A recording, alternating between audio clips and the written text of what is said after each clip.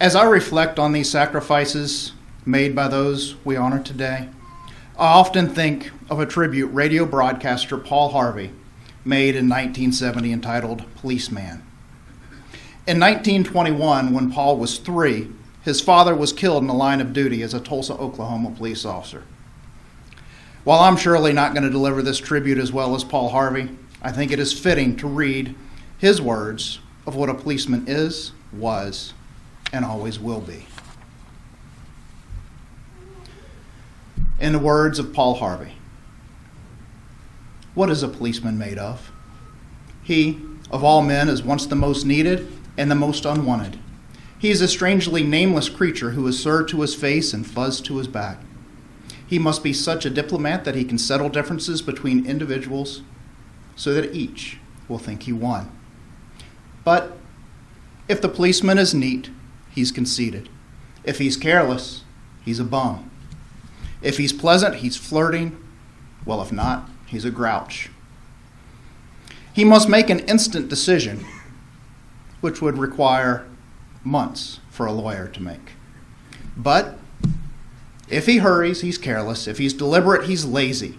He must be first to an accident and infallible with his diagnosis. He must be able to start breathing, stop bleeding, tie splints, and above all, be sure the victim goes home without a limp.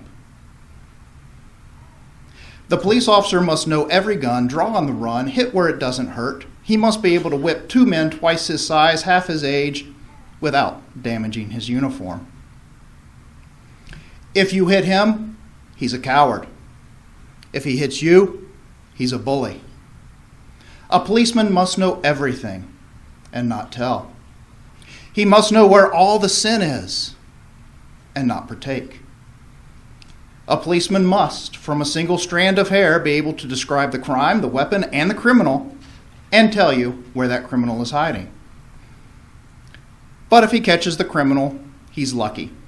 If he doesn't, he's a dunce. If he gets promoted, well, he's got political pull. And if he doesn't, he's a dullard. The policeman must chase a bum lead to a dead end, stake out 10 nights to tag one witness who saw it happen, and then that witness refuses to remember. The policeman must be a minister, a social worker, a diplomat, a tough guy, and a gentleman. And of course, he'd have to be a genius. For that policeman will have to feed a family on a policeman's salary. These words are as true today as they were when Paul Harvey delivered them in 1970. Always remember the sacrifice the men and women of this profession make daily. For those who have paid the ultimate sacrifice, I like to remember the simple and profound words of Vivian Cross that have been forever inscribed on our National Law Enforcement Memorial. It is not how these officers died that made them heroes. It is how they lived.